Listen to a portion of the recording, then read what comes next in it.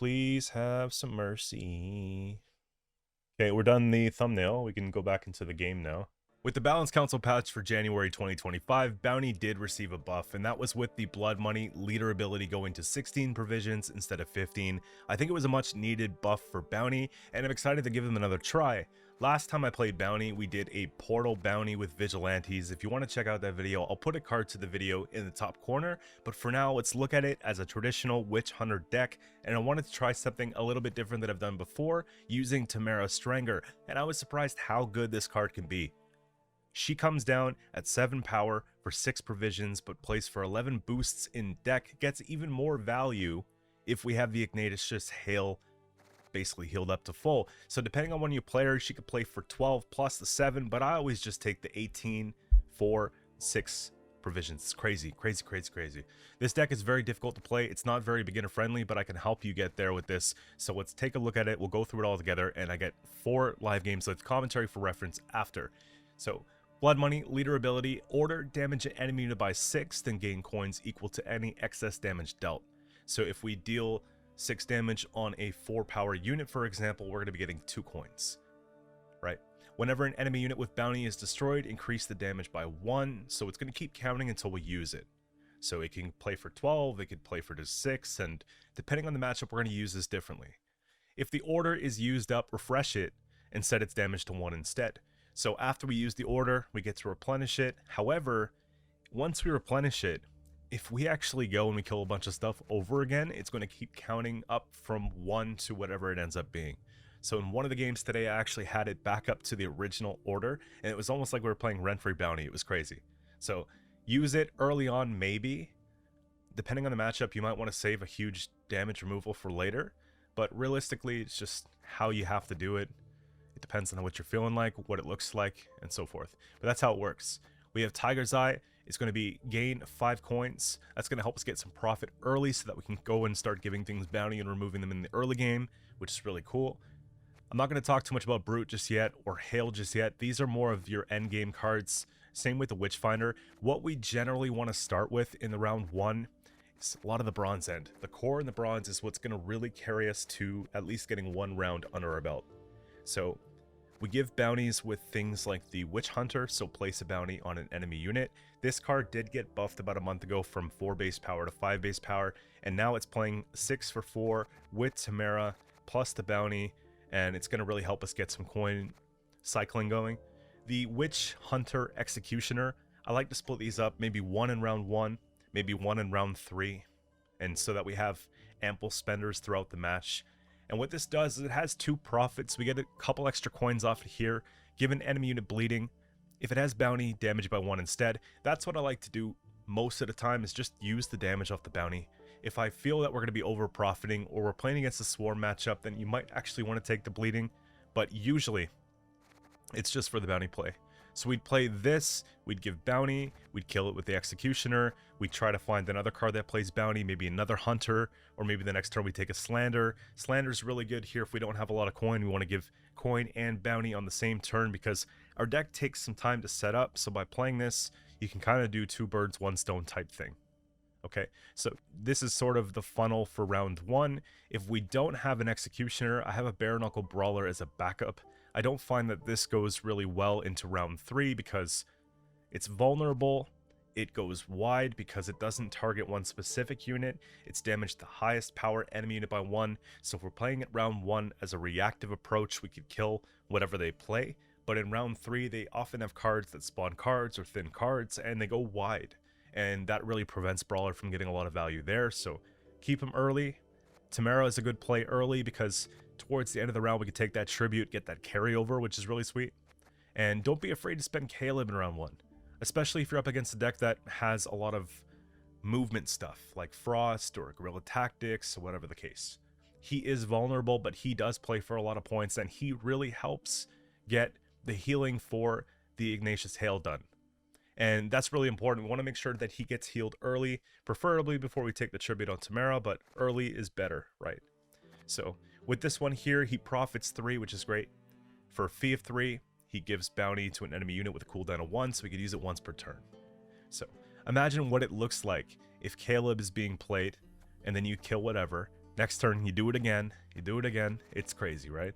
And if you have this going, plus you have the Slanders in hand, you could essentially use 1 Caleb charge per round, plus 1 Slander on something else per round. So every single turn, you're getting 2 bounty kills. And that's only going to create more carryover for cards like the Brute. That's what I was talking about. It's more of a late game play. Profit 0, deploy boost self by 0. The boost is equal to the base power of the highest power enemy unit with a bounty you destroyed this game. So think about that, right? If we can get something tall dead, then he's going to play for a lot of points there. And the profit is just going to be crazy. Whenever you place a bounty on an enemy unit, increase the profit by 1. So if we're funneling a lot of bounties out early with Caleb, that's why I think he's so great, is that we can start getting this like to unbelievable numbers. In one of the games today, I had him at 11, so you're actually being able to get 11 profit, which is more than we could even carry in our pouch. And that makes the card play for more points than things like Siggy Reuven, for example. This will play for 9 profit, generally speaking. Maybe you could bump him up to 10. 10's a little bit of spillover. You can actually get crazier numbers with the Brute. And not only that, he's getting a boost. And not only that, just like a Witch Hunter, so he's getting the buff from the Tamara. So, insane card in Bounty, probably the best card in Bounty. That's why he's 13 provisions, because he can play for like 40 points, right? Really cool stuff. If we do spend a lot of that stuff that gets Bounty out in the early rounds, so if we're taking the Slander, if we're taking the Witch Hunters and all that, the Caleb, we might not have any left to give bounties in round 3. That's where the Witchfinder finds so much value. Because if we win round 1, pass round 2, go into a long round 3, they have to start. They play their first card, we play Witchfinder. Then their first card gets bounty because she gives a bounty to the highest enemy unit at the end of our turn.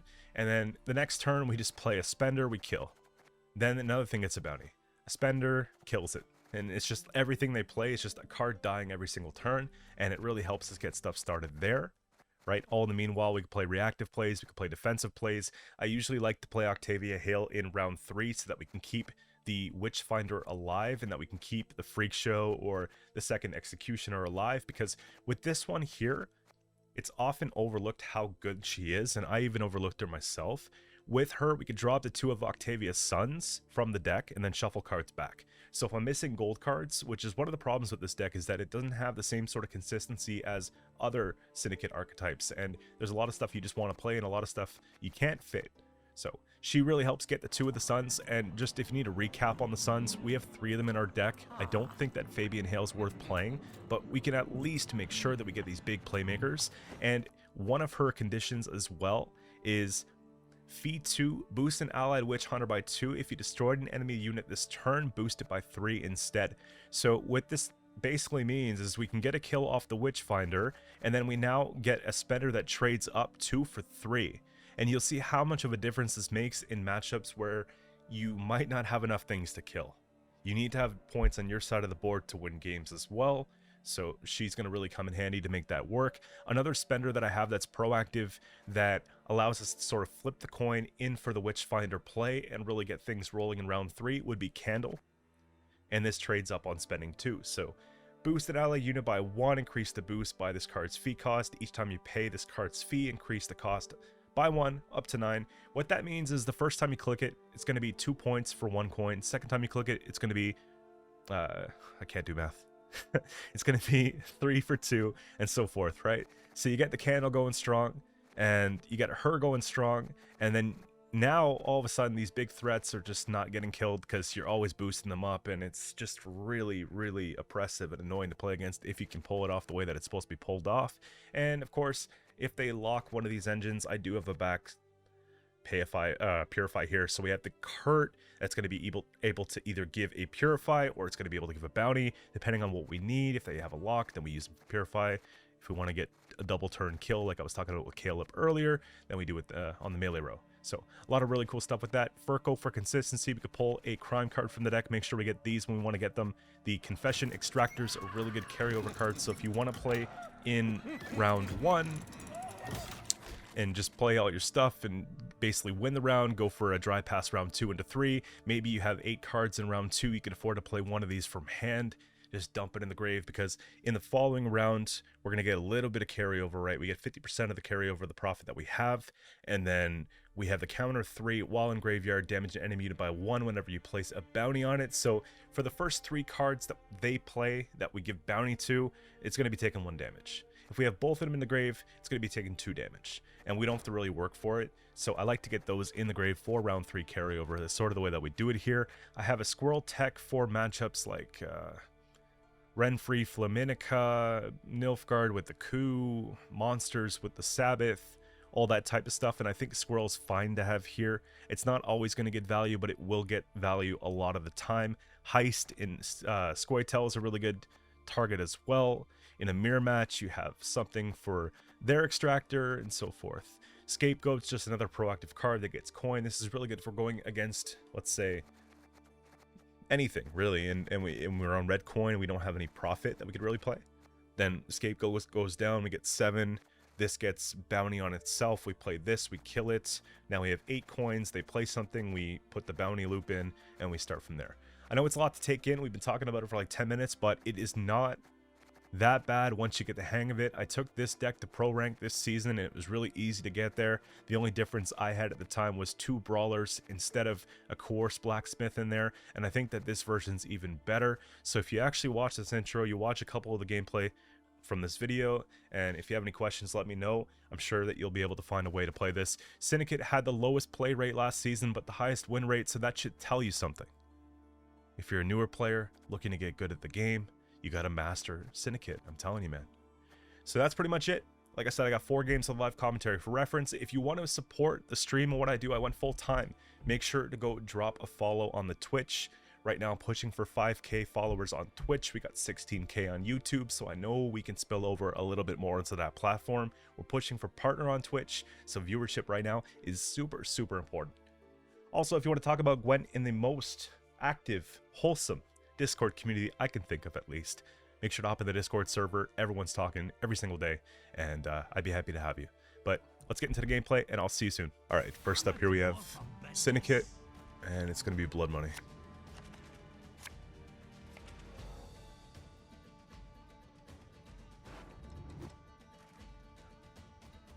We go first. I think round control is important, right? Want to make sure they don't have an answer to our hail at the end. For now, we put him back. And we can go ahead and pull him later with Octavia. I think Squirrel gets value in this matchup for an Oneiromancy to mess up the consistency. Otherwise, we could just get rid of an extractor. Having 2 of these is kind of expensive for 1 round. Having this prevents us from having to use this, but I do have 2 Slander as well. It's not that bad, really.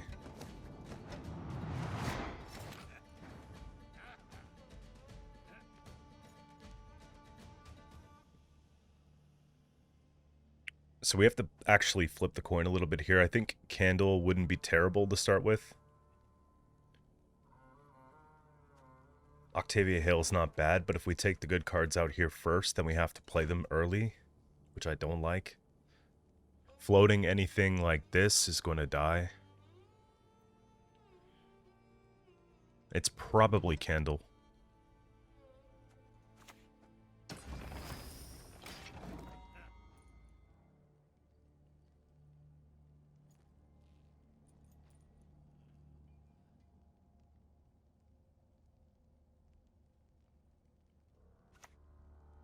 So that's what I was expecting, right? We get this in the grave. At least I could take a Squirrel. For now, I'm not going to use Candle, because if we get an early pass, we might be able to push a little bit, depending on what we've got. You know what I mean?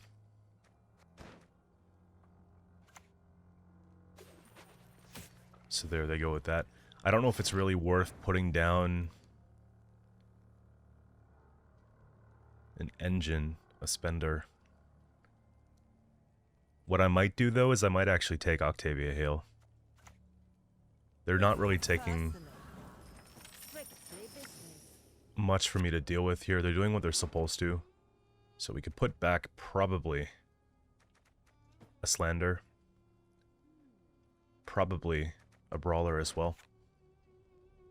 And I think that I'm allowed to maybe take a Candle here, just so that it's a little tougher for them to actually remove this here. We'll go ahead and click this in case they pass.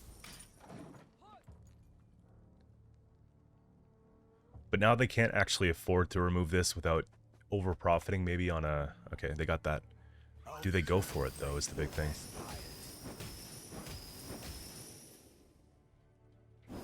They should. They get 4 back.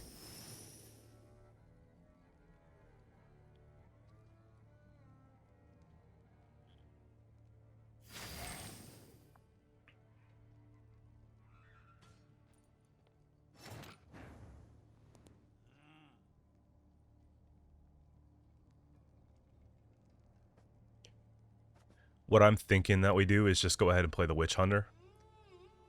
Get the bounty on that, it's worth 5, and then just go and take this after. We don't over profit that way.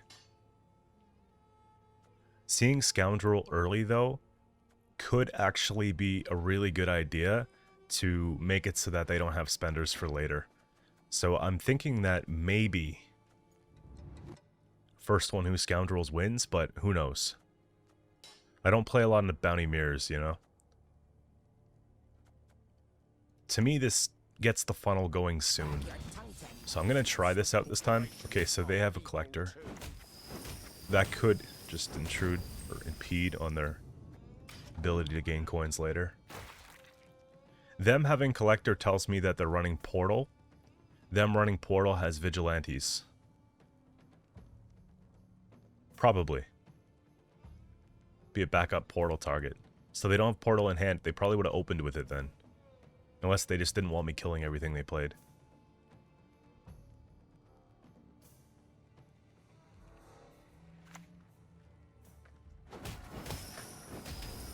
Them having Hysteria as well tells me it's probably Portal. You tend to throw in more of the crimes in the Portal version. So we could deal for 5 easy here. Super easy.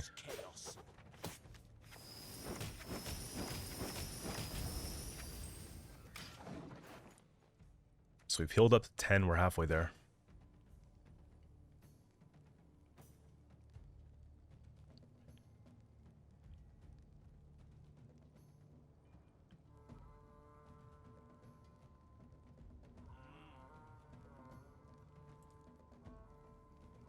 They should have a stronger leader. There's 8. Okay, we actually brought it back to a tie here. So round 1 is done. I don't know how far we can really push it though. The problem with this is that if I start putting out stuff, they have answers. So it's actually better if we go second.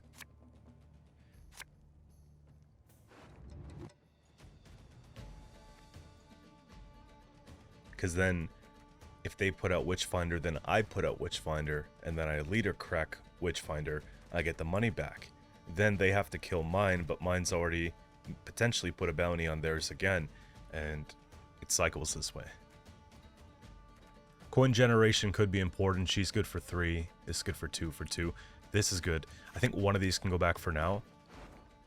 I have some carryover here. So maybe if it's a 8 card, 7, we can take 1 profit. I can put this back then. And I'm going to have to probably mulligan this back. I'm probably going to have to mulligan a few things back. We need a few more cards as well.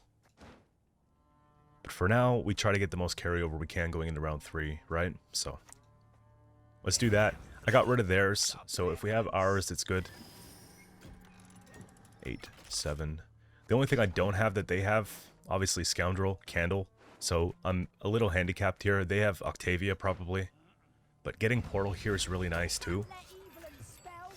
And just passing on Portal here is really nice too.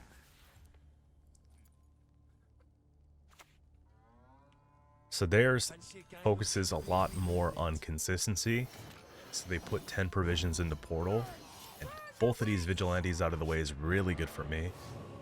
Having bouncers here, so 5, 5, and 10, 20 provisions based on thinning. It's possible that they can't afford to have Candle. They probably don't have Tamara. Having these 3 is good. I don't think because of that we need this right now. This is good too, because we could flip the coin a little bit. Having just profit cards to buy us turns is actually smart. Having him is obviously going to be win con. I need to have essentially these two, and I think we could be okay. It's sort of late for Tamara. This can go back.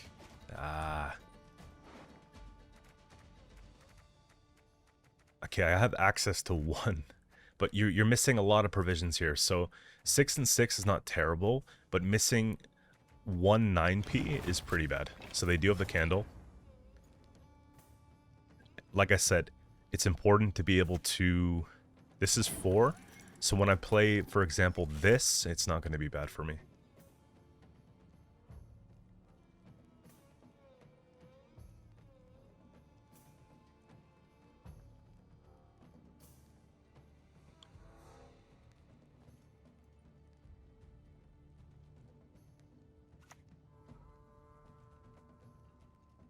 Don't spend it all in one place.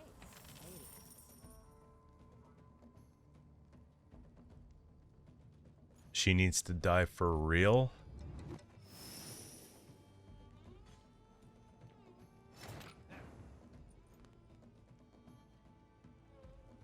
If I do this, I overprofit. I'm pretty sure it's actually Finder here. We just, we hope for the best, prepare for the worst, you know? Yeah, having 2 of these in pocket is nasty. Half the work's been done already. A third of the work.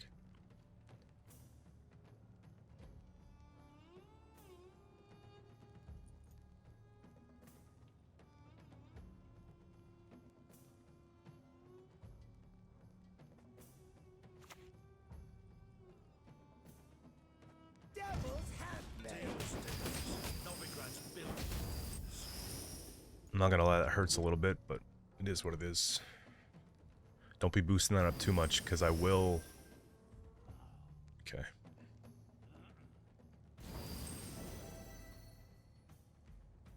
That's fine, that's fine. We kill it. This is at 9 now? That's a problem. Is that pretty much they have this for this, but we have to just continue. Evil's not going anywhere.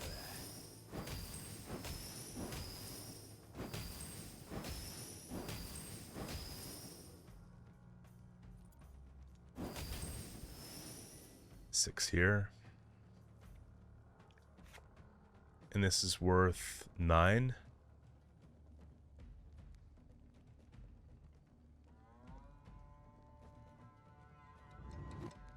I can just wait on that one. We almost would have killed it too with leader, but I'm over profiting through the roof.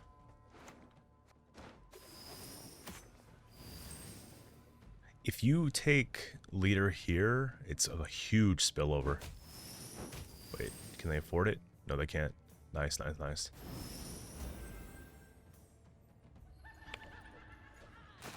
Okay, cool, cool, cool. I wonder if the move is ever just, Nah,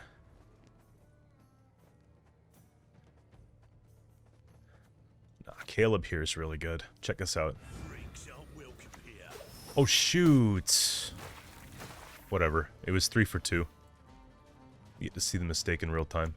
But, we didn't have to do that.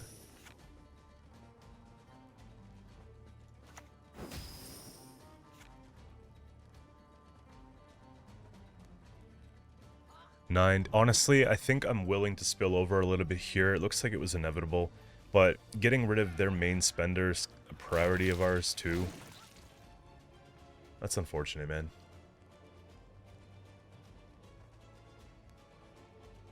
So 1 and 1, but I have a board set up and they don't.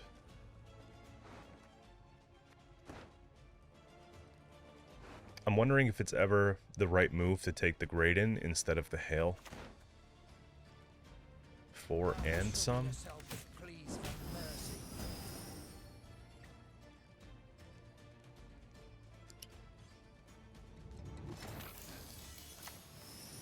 We just keep pushing, man. Soon their candle is going to be too expensive. 1, 2, 3. I got to be careful with how much I actually use, you know what I mean? If I just put this down, I think I'm okay. The job's Yeah, 3, 4, 5.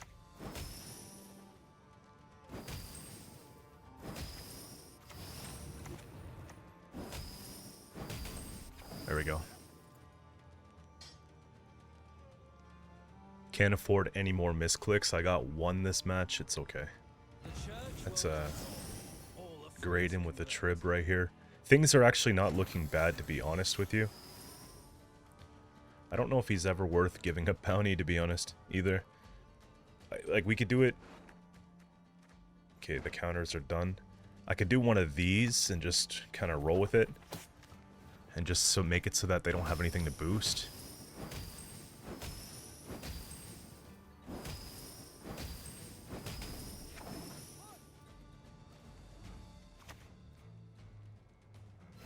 That's a good freak show.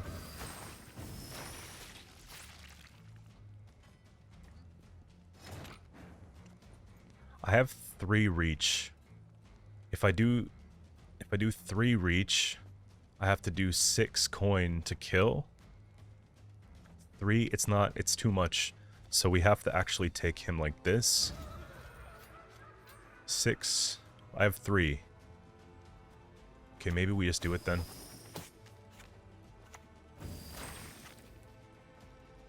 Then we get the 4 back. I think that's okay. 4 turns to 5, turns to 1.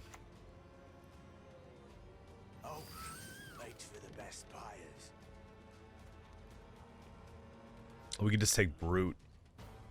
They can't afford Moreelse if they have Moreelse. They might have Heatwave, though.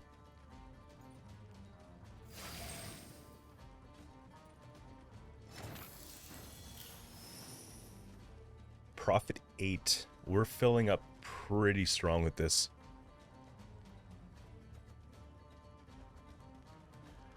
I think it's actually just organic kill.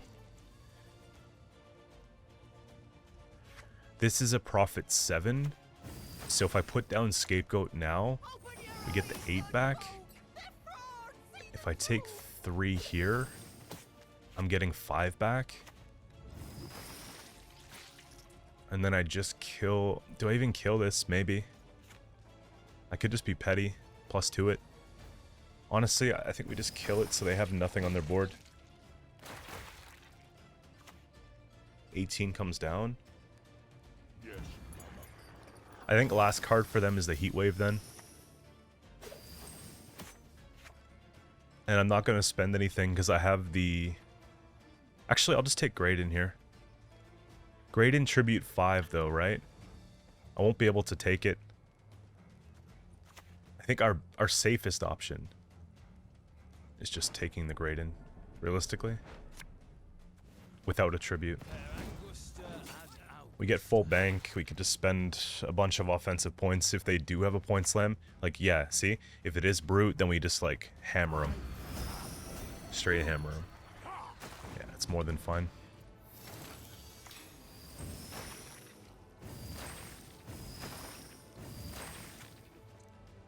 I can't play him. Look at the profit 11 and boost 18. That's probably the best I've ever had. Insane. Next up here we have Energix, which is one of the top 64 players. So if your boy Q wins this game, then you can't say I suck. Okay, let's go. Rage of the Sea Skellige. So they're going to be playing maybe double Flaminica. With Renfrey and all that.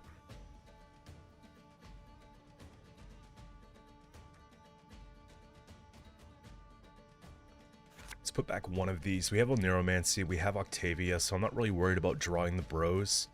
Scoundrel plays into their strategy a little bit, but if I can somehow snipe a messenger, then it's going to actually take away quite a few points. This can go back for now. I know that we're going to have to play deep in the round, so we got to keep that one in mind as well. Octavia. So I'm actually going to put back this with Octavia, more than likely. Be nice to get an early Tamara.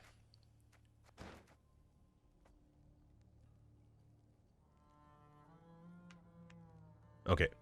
What do they have that can damage for 5 on deploy? Probably nothing. They might have a lock with Aguera. Some decks are running that. I wouldn't put it past him. It's not a bad card in Beasts, right? But I think the objective is probably to pull. But at the end of the day, Scoundrel just does both for free right away. So I'm going to say no tribute because I'm greedy. And we just get what we want when we want it. Let's go.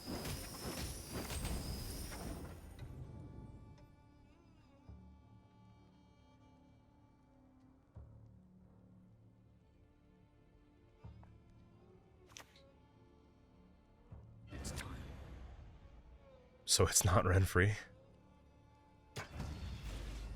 Okay. That's interesting. This is where things get really good for us. I'll show you. I'm going to try to just spend these while I can.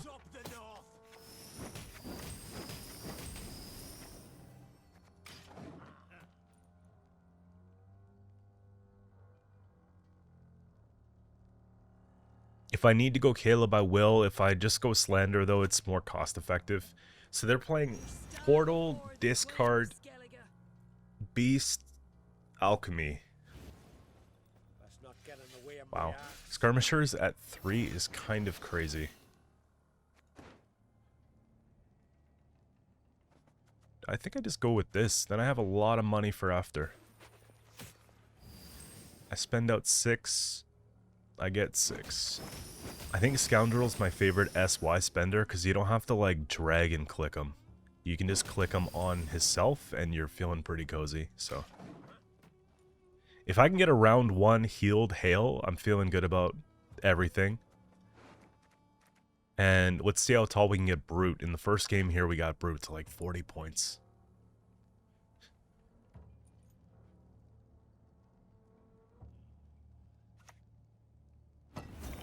That's definitely not my target then. Do we have a way to like, honestly,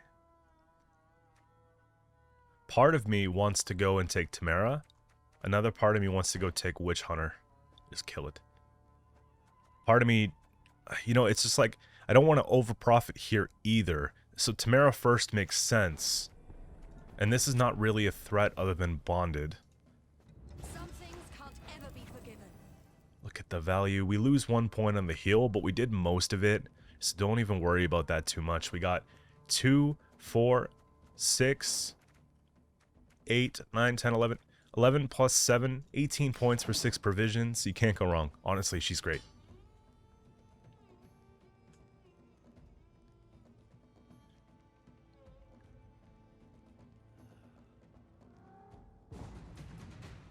And we get the past life is decent right now.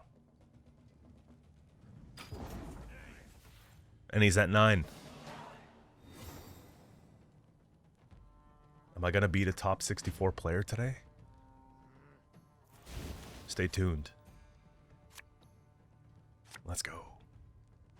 I'm shaking, bro. Not actually, but it would be fun. Bounty, kill, coin, consistency.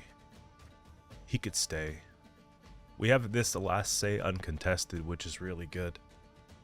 Their Flaminica is looking proper, but who knows if it even is that anymore? I can't play assuming it. I could play 2 turns. I think what I'm supposed to do is get the carryover started. So we'll go like this.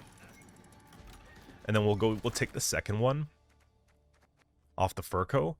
And then we have much better odds at pulling some of the good stuff in round 3.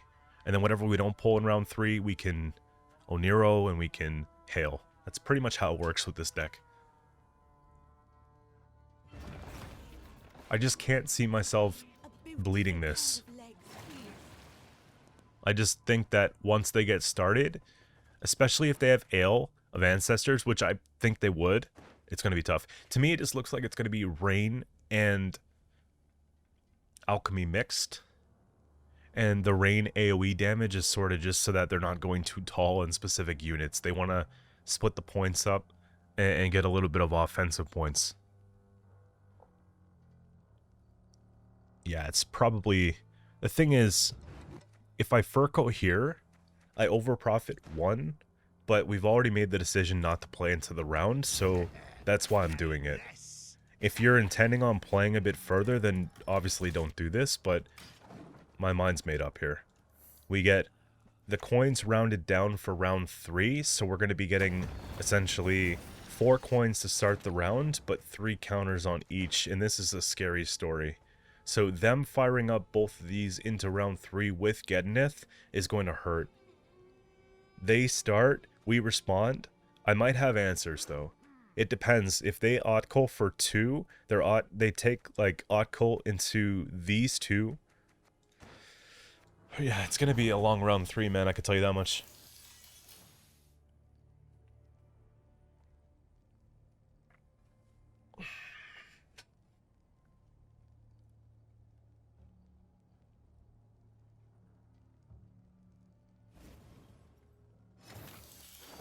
So, verification. You know, I have Candle in this deck.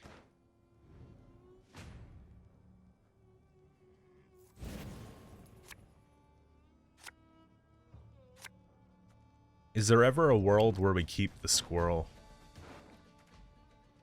The problem with squirrel is that I can get rid of one of these, but it's probably one of these because I would imagine that they don't have a lot of turns of rain, but I could also imagine that they're going to be taking these back and clicking them.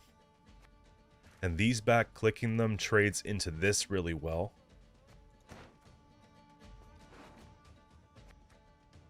But I need so much stuff, man.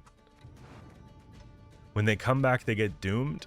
So I think I'm actually supposed to focus on the strategy of just removing stuff as it comes. And I gotta click quick here. Overall, these 2 go back. We're missing... Okay, we got it. So we're gonna draw this, and we're gonna pull this, and the rest is pretty good to me. I'm just gonna start, like, quickly with this bounty stuff, man. Quickly. Best drown yourself with those Or they can boost it even higher.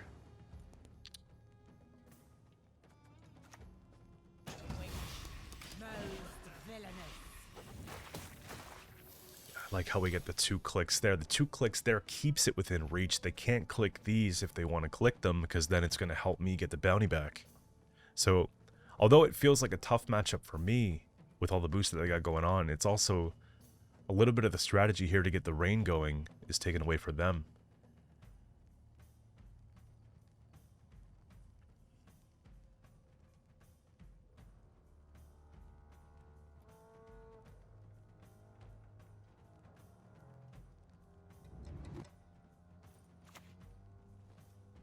I can help you if you wish. Mahakam?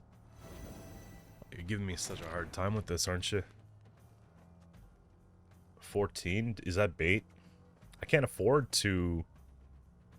You know what I mean? I can't afford to keep doing this, so... I'm gonna take him. Knowledge is a weapon of great power.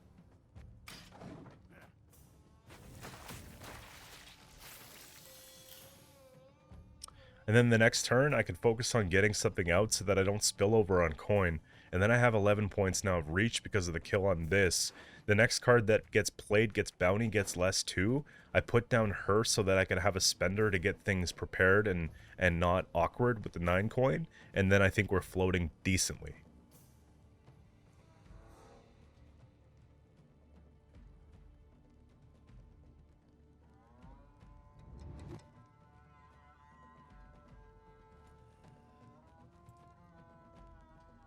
It's just bounty having bounty problems sometimes, you know what I mean? It's just getting too much coin is never a good thing. With Syndicate, in real life, that would be perfect, but not with Syndicate.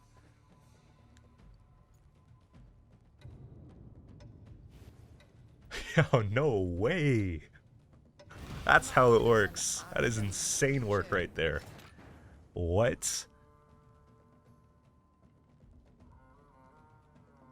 I was thinking about obviously wanting to pay for Graydon in that situation, but looking back, guys, you don't have to rewind. I only had 4 coins and Graydon cost 5, so that's why we couldn't pay for them, and that's why we have to take things this way.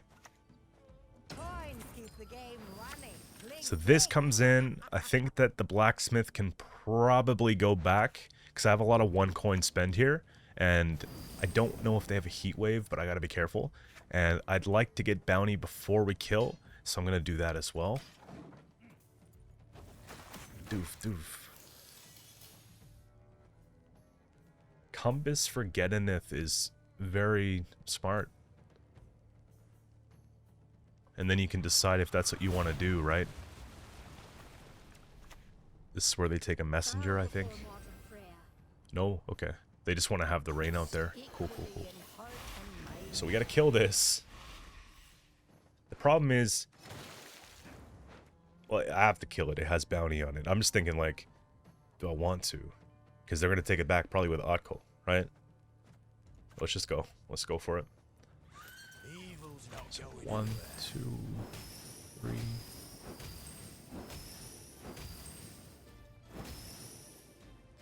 I really like Confession Extractor because I'm thinking, like, all this stuff, it seems like it's out of reach and then it's all of a sudden attainable again.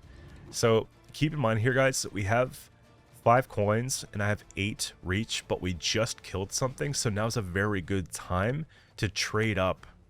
I'm going to trade out of Giga range, 6-point removal range, but I want to keep things within reach of a kill, and I'm sitting at 12 points here, which is insane. 12 points on the blood money.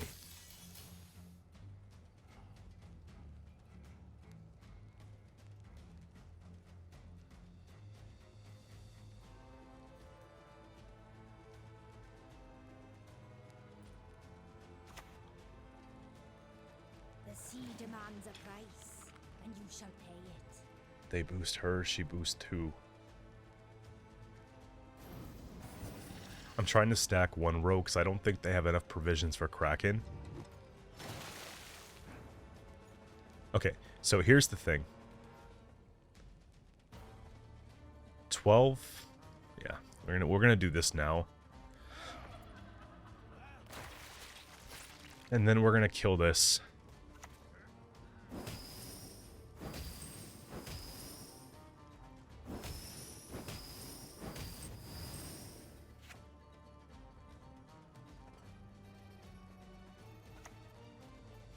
We'll take a bit more of a boost here for 3 because I can afford to.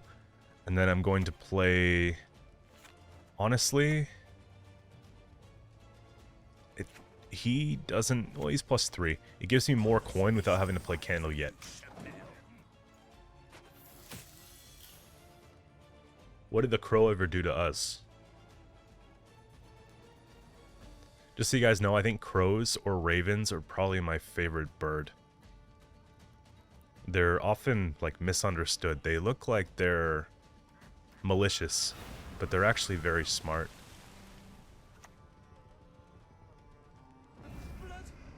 Loyal. They have their routine.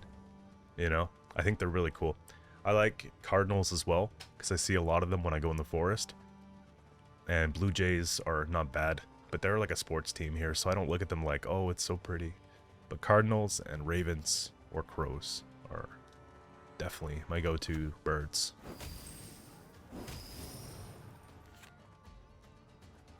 He's looking pretty good too. Plus 8, 6. I got so much reach, dog. Ah.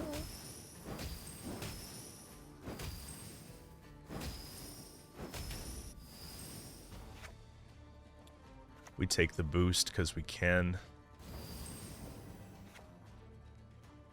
I'm only doing 1 per turn because I want to make sure I maintain this reach, but I also want to get the trade up. And you guys have to remember, with Octavia Hail, if you destroyed an enemy this turn, boost self by 3. She trades up like crazy. You just have to be prepared for it.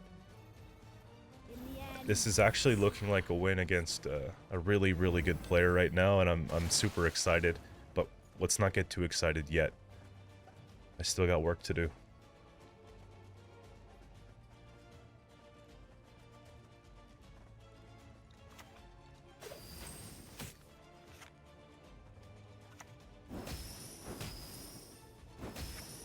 He's profit 11. What on earth is he doing at 11 profit? This is better than Siggy. Jeez. I gotta be careful unless they play like a Fukusha, right? Like, I just don't want to have a bunch of rain come out of nowhere. And then, again, I have to maintain the reach here, so I'm gonna just not spend on Octavia this turn.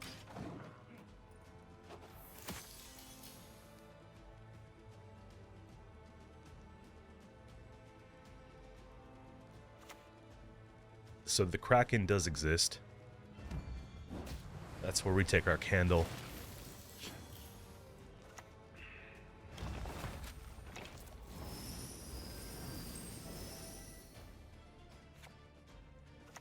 Just in case, I think we keep them nice and tall. And she gives bounty to that. We got 4 points here. I think we just keep cycling. I'll get 2 back, and then I'll get another bounty target on this.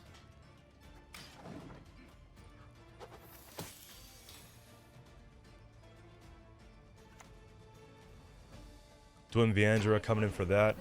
They're probably going to be able to proc this at the end. Reach for 5.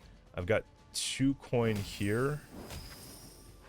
My play from deck is going to be probably Executioner.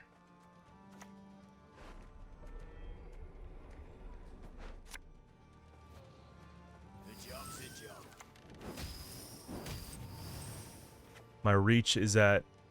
It's back to normal, okay. That's fine. Otcol into double Freya's last say, proc scenario, plus. They're gonna have like probably a 40 to 50 point swing depending on the situation. Okay, never mind. They missed it. Maybe it's in deck, maybe they don't have it. Maybe it's just not even in this deck. I find pulling off Otcol's tough, but he plays for a lot of points. She's gonna boost, it's gonna boost. We win the game, guys. This was a journey, and yeah. GG's, man. He always beats me, but I'm really glad that I got this one. Next up here we have Skellige. Another Rage of the Sea matchup here. A lot of people are going to be playing this right now. Maybe we should try to do a deck guide on Rage of the Sea soon. So, Hale's not looking too great. We can put him back for now. Brute is more of an endgame play, so we can put him back for now. This is incredible. This is not bad. I don't usually like to do 2 of these per round, so I'm going to put 1 back. We got a couple profit cards, couple bounty cards. It's not bad. The only thing that I don't like here is having to go first. I really like going second.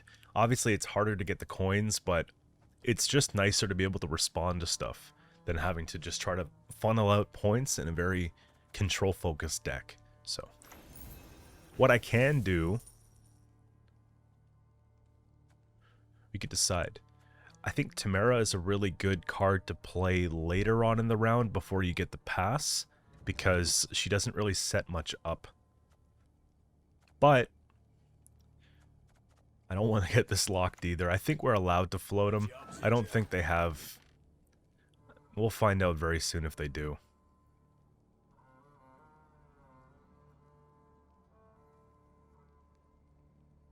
It's Giga or Aguara, or that's it. Sometimes you run into like a random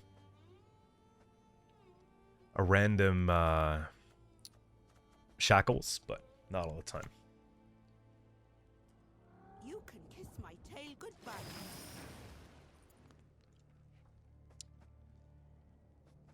So yeah, we start going bounty kill right here, okay?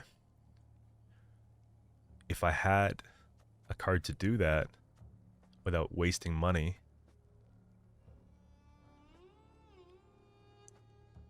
Damn. Alright, let's just do it this way then.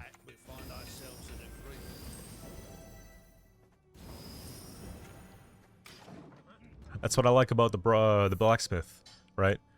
Instead of the brawler in this case, is that we have the ability to boost things, keep them safe, and also just to not waste coins. You guys are like really big critics on that too, you know. Every single coin missed, I have to know about it. So, we didn't miss any yet. In this game at least. That's insane. We definitely, now we could take this and not feel bad about it. And bow, bow, bow, bow, bow. Full bank. Get him boosted up a little bit more here. Because I'm going to kill this hard and basically get 6 coins for it soon. So I want to make sure that we can keep things going. I like this because we play him in round 1 or whatever, but then I still have the Octavia and the candle for later to do the same thing. I don't know why this is like, okay, now you see Tamara is a really good tribute because then I don't have to worry about wasting too much money when I kill that, you know? But I'm going to take my time here.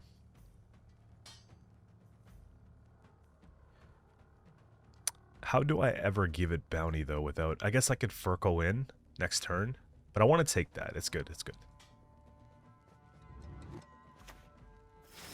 I want to put this in grave, too, so that if they kill one of my cards, they get it back here, it gets doomed, it's not carryover.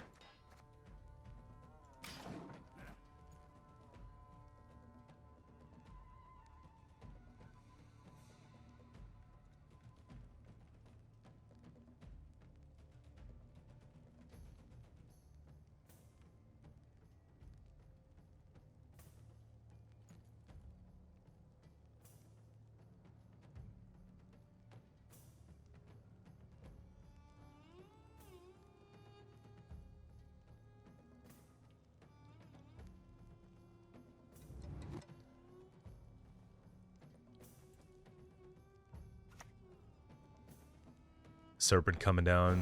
Yeah, they just want to kill that, obviously. So we get these out of the way, which is really cool. I was hoping that this resolved first and it would come back with the rest of them once I did something like that, but it's fine.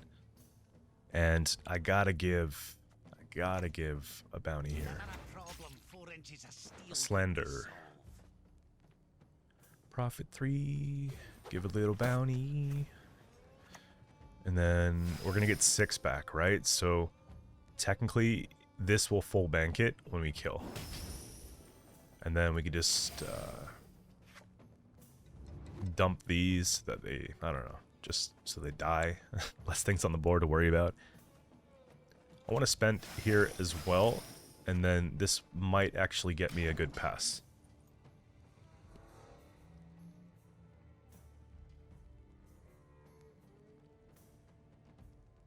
Because they're going to lose 4 points total if they play in, right?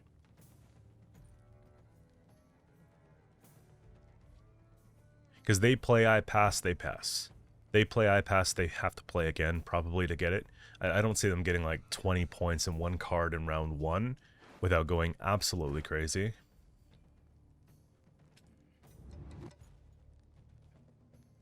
And just to keep inventory here, my blood money is now... Ooh.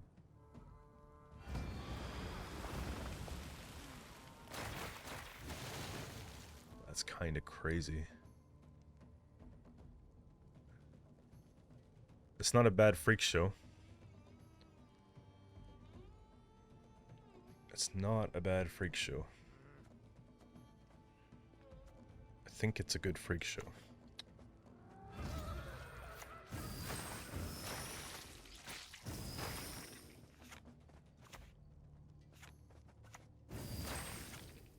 That's alright, man. That's alright. Kelpie's out of the way, a little bit of armor on our side of the board, so it's like... It's not the end of the world. If they take Fukusi here for Kelpie, it's not enough to win in one turn.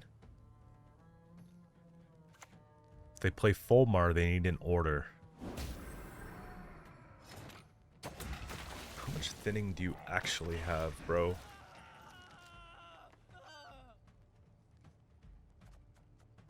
Okay. I have to keep Squirrel for Flaminica.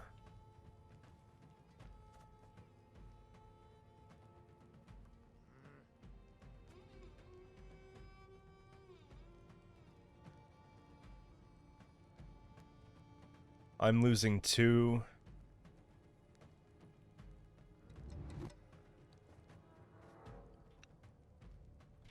I'm gaining 4. I'm killing. This is not something I want to spend. This is not something I want to spend either. It has to be a pass for me.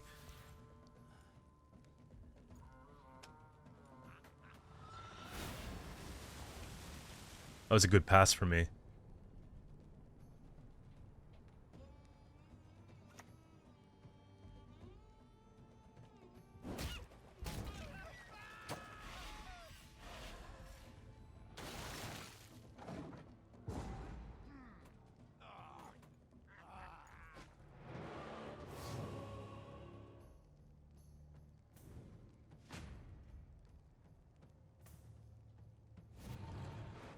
So there's no indication so far that it's not Renfrey. So Graydon is going to allow me to kill the Flaminica. Then we have to squirrel the Flaminica. I only have 1 spender here. This probably goes back for now. Brute is not where he needs to be yet. Scoundrel's really good.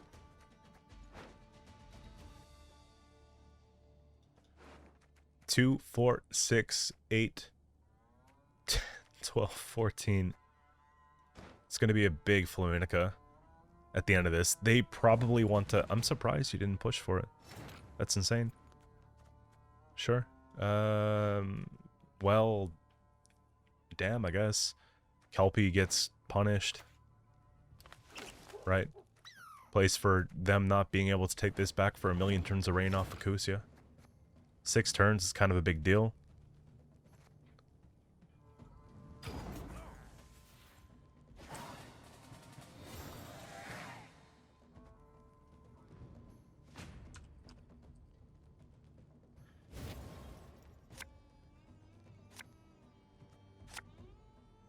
Okay, so we have to worry about Kraken, Flaminica.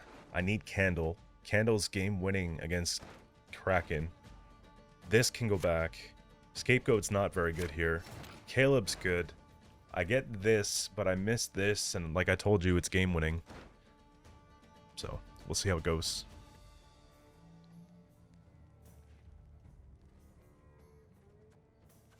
I don't have any money. Scoundrel's not very good here. This is good. This is good. They play, we play Witchfinder. Then we just kind of roll it out. The other problem here too... Yeah, it is Renfrey's gang. Okay, here's the problem. I need Octavia to pull in for this. Then I can't own Nero.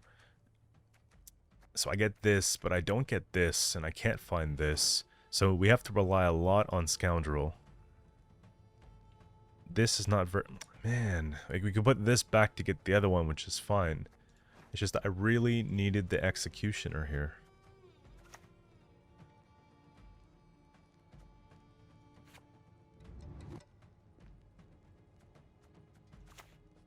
The wicked never rest. They hide among you in plain sight.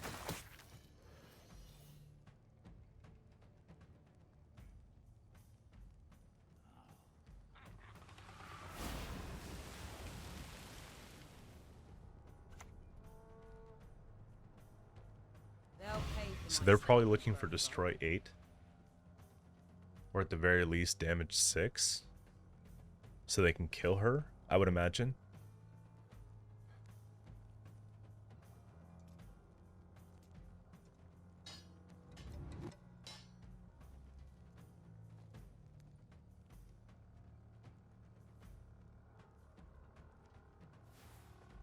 Play bronze, okay. They're just gonna funnel it out here.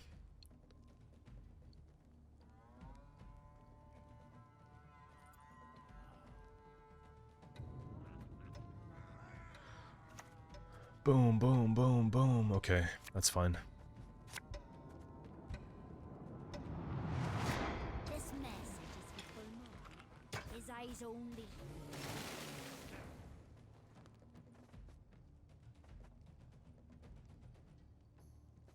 My problem is I don't have a spender that's doing things the way that I need to do things, so we might as well just cut the loss right now. and get this one out of the way. It's just, you see what I'm saying? I could use this now. I think what I'm doing is this, realistically. Just get her gone. Right, just get her gone. And I still want to split my rows, I think, for now, just in case they bring one back. I don't care what I pull. I really don't care what I pull. Now we're not in a weird spot.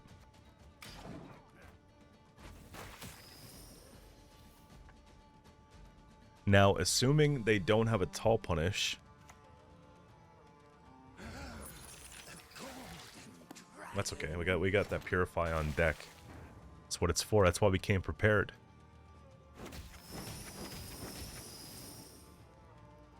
I spend one more. I go to 3. I get 6. We're full.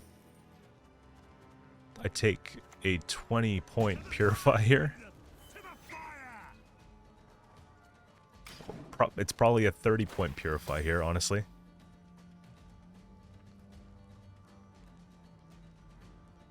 Yes, Peller could have done it too, but whatever.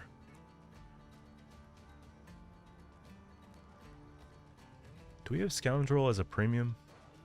No. I mean, do I really want to see it?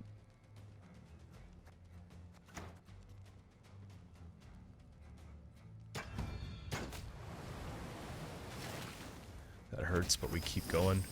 4, 5, 6. I need her to... Wait, I can't... Oh, it's only Witch Hunters I can boost. That's right, that's right. I got this, like, grand idea that we're gonna do great things here, but...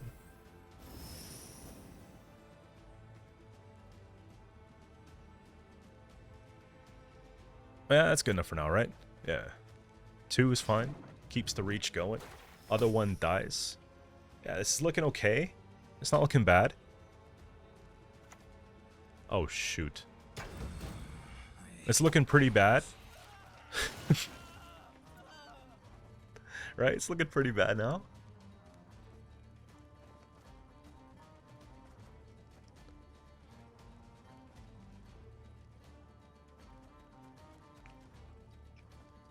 If I had him, it would be really good for me. But we lose the game now, unfortunately.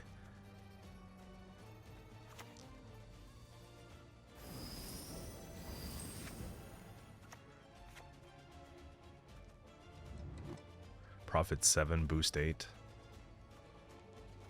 I think I'm just playing him realistically and just waiting and seeing what happens. That's a shame.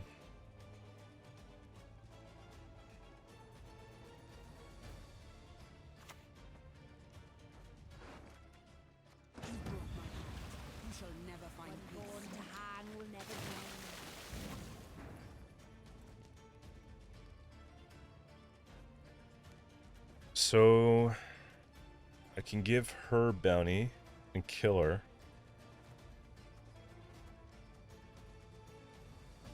Which might be the move, because she's going to play for more points than this. But if I kill this one, I get coins back.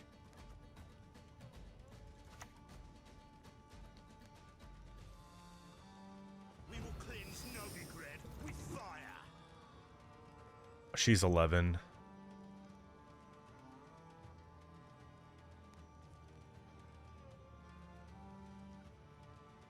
She's 11. I think we're floating here for a second. They already played Kraken.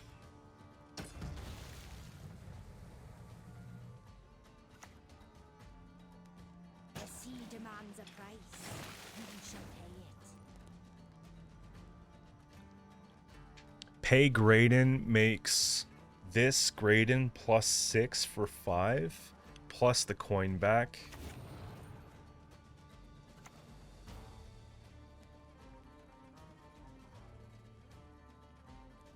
But they get 2 more turns worth of rain, which makes this go to 15.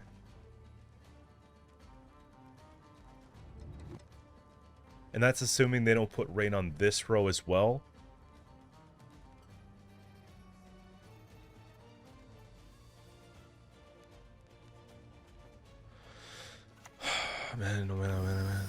Okay. Profit 7.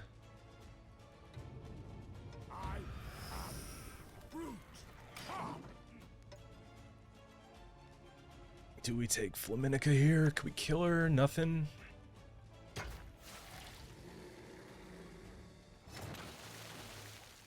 $13.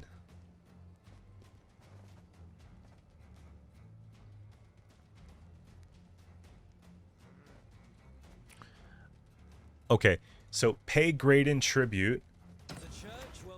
Tribute kills that. We get the money back, full bank, no spilling over. And then I can go...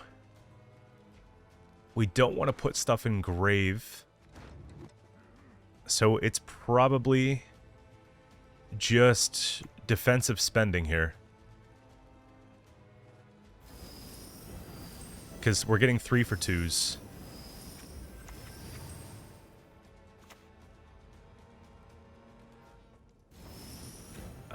We go 4, and then for whatever's over, I'm gonna get as much coin as I can. And then we get 2 more on her.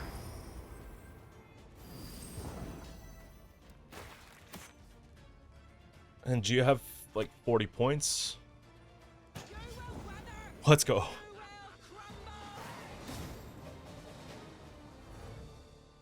Next up here we have White Frost monsters. I'm just kidding.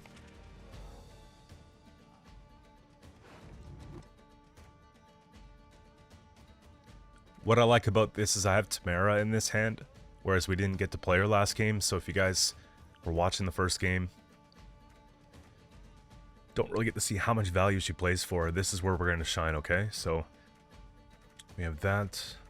I don't necessarily want to spend 2 of these. I think we can go defensive in round 1 as well.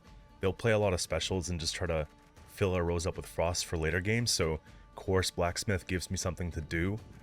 Squirrel is good for Ard Geth. This can be good at just putting something on the board, but not necessarily on our side of the board, so I like that. The Scoundrel might actually be terrible in this matchup because it's probably going to pull out Conquerors, and we can't give them bounty.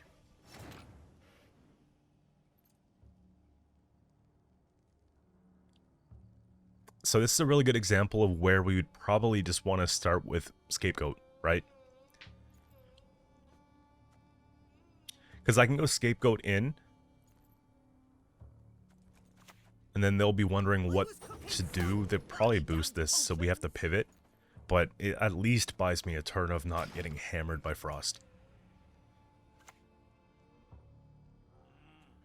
I think, okay, yeah, see? Predicted, man. Predicted. I've been doing this for a while. Since 2020. So Scapegoat is definitely not worth a leader. I'd like to kill her, though.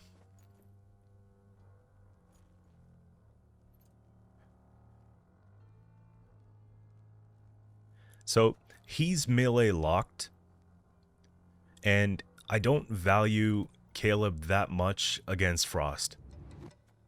So I'm thinking that he actually might be worth taking in round 1 so that we could just essentially trade off a leader charge and get that started.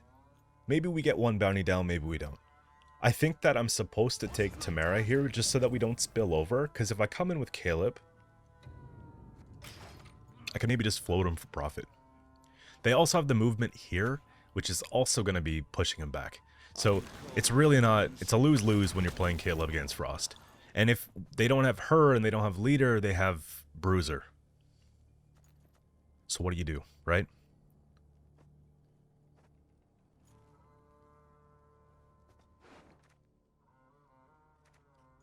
What I could do, though,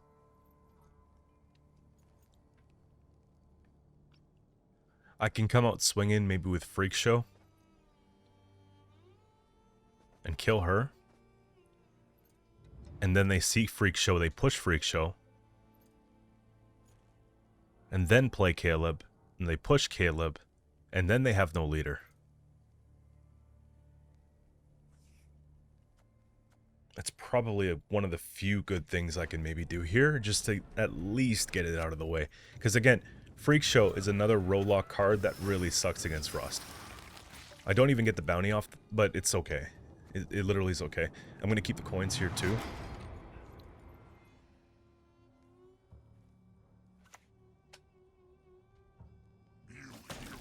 And there's the Bruiser, right? That's the issue. Is that anything Rolocked against Frost is going to give you a very difficult time.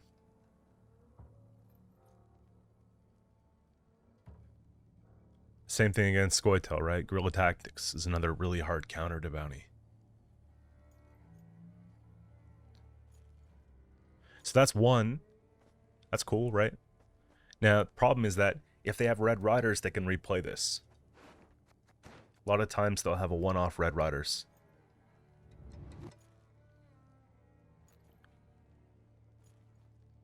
I don't think he's worth anything in this game, honestly speaking. I'm just going to put him here.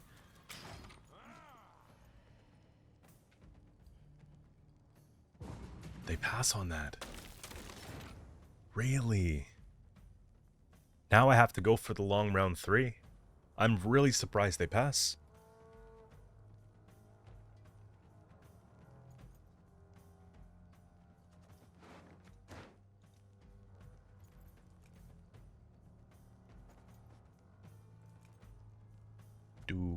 We need Octavia for later. That's a fact. I have 7 coin. I could do this in 2 cards, I just don't know how I want to do it.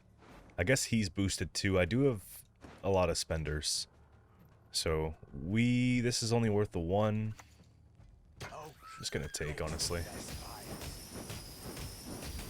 I'm just happy to be able to go into a round 3.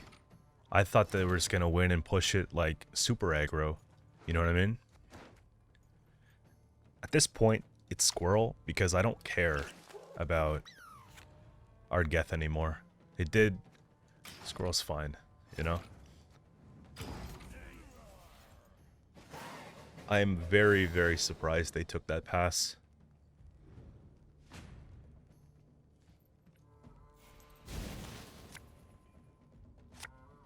We basically just got rewarded for playing cards that should suffer against this deck. He's a sad story too. I'm gonna put him back for now.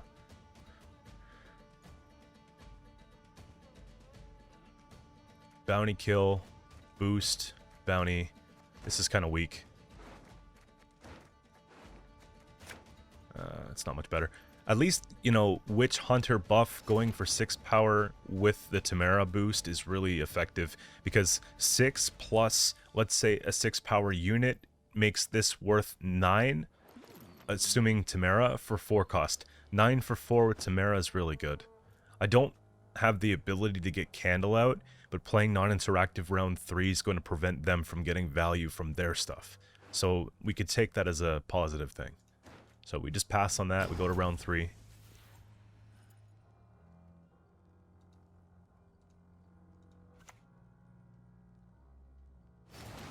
So that's the riders I was expecting earlier.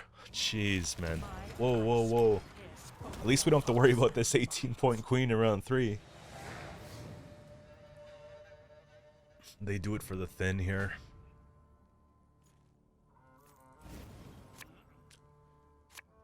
Good, good, eh. Onero 4. Brute is bad in this. Last game, Brute was worth like 40 points. Right now, he's worth 8. It's very matchup contingent how well he plays. She will probably die, so we'll probably need him. Brawler could... It's like he has to stay right now, because I don't have any better spenders. Scoundrel might be a good option. Honestly, I think he has to go, though, still. There, that's much better. So I'm missing... Okay, it's going to have to be probably Onero for Scoundrel, but we could decide later. It's worth 7 here. Candle's worth 4 here. Let's see how many turns we can go without actually having to play a unit. I think it's going to have to be our 3rd turn that we do. Boost by 7. I wish I killed you first.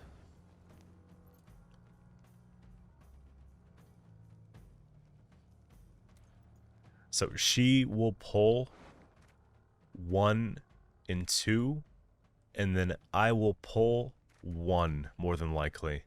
When she pulls these 2, we're going to have to put back 2 cards.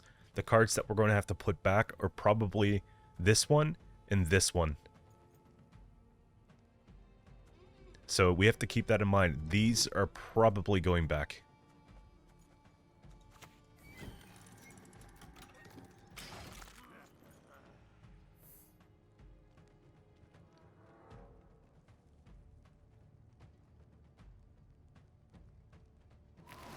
Now, me playing to 8 coin here is probably the best that I can do, given the fact that...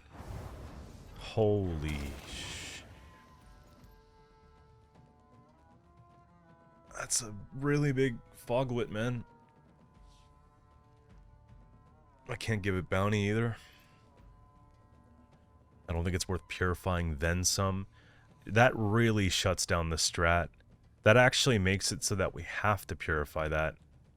If I could purify that, I can take a grade in on it. So now I'm actually pivoting towards a purify. Otherwise, when she comes down, she's just going to consistently hit this and play for 3 points plus the 8 that they're probably going to kill anyways. So we have to take this here. And by doing this now, I can feel a little bit better about my coin situation by not spilling over when I play this or this. So we purify him. And we hope for the best. Jeez. Listen, it's not every day that you're going to run into a deck just slamming down Veil and Veil and Veil and Veil.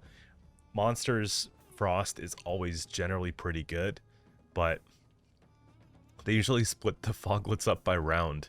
So I guess the fact that they passed early in round 1 gives them the ability to do this. And it's oppressive, let me tell you that. It is something. I got really not a lot I can do here. We have to... Remember, these have to go back.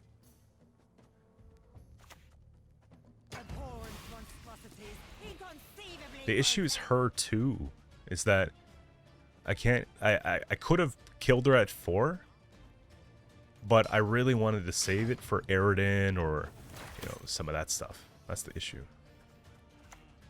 Yeah, so I can kill him soon. You'll see. This is gonna feel good, but then that's it. Definitely no. I'm not spending 5 for 4. He gets clapped right here. We don't spill over because it's an even kill. And suddenly, I don't think she's really worth boosting up anymore, so RIP Witchfinder.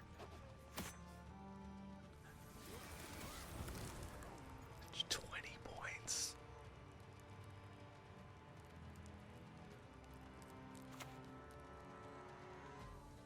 Bring me Fishtail, then leave me be. 19 points.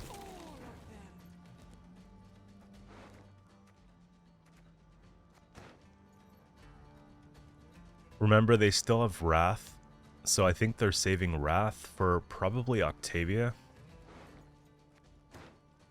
Or they're expecting Hail. But they're probably going to go Octavia knowing that I have last say.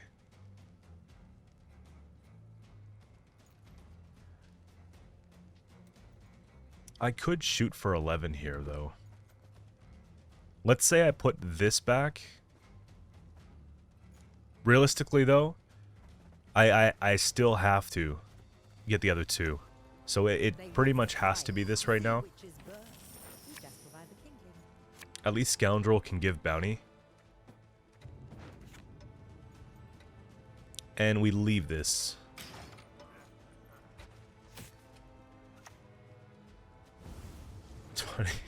27 points. The problem is, remember how I was saying how we have to worry about the Conquerors? I would imagine that they probably left them in deck intentionally to play around the Scoundrel. If I had to guess, that's what I would think. 10 points of frost on the row. So in this case, it would be smart to pay the tribute. This is it's probably one of these, honestly. The Navigator is like the scariest option.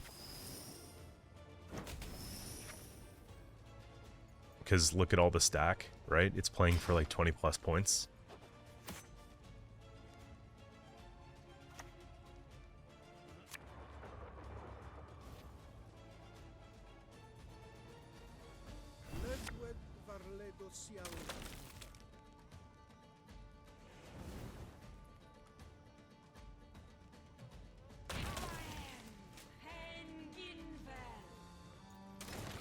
"19 turns of frost. 18 turns of frost."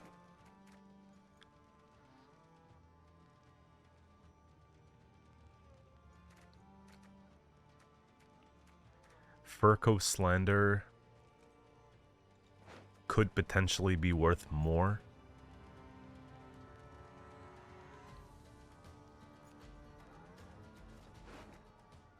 They played double riders already, and the one off Tyrnalia, so they're done with that.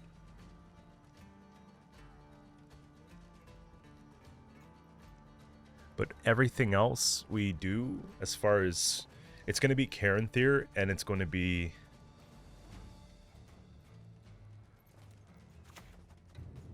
we just float this for now.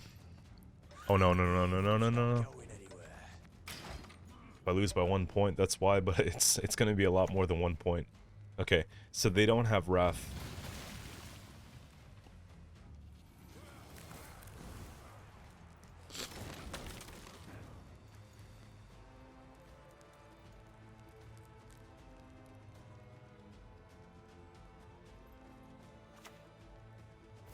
I gotta spend down a little bit here.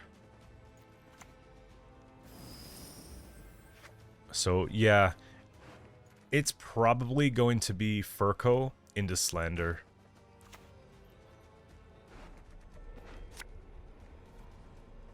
Never a problem 4 inches of steel couldn't solve.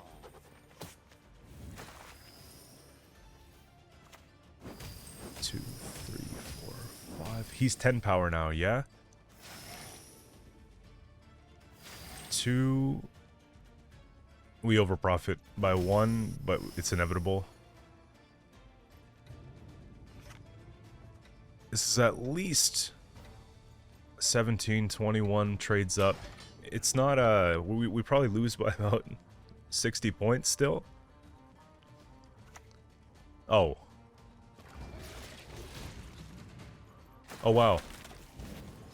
I just don't think that their version has Wrath. I think they cut Wrath.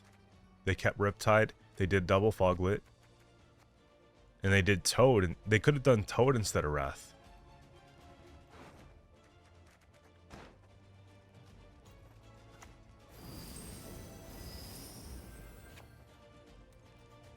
Profit 4.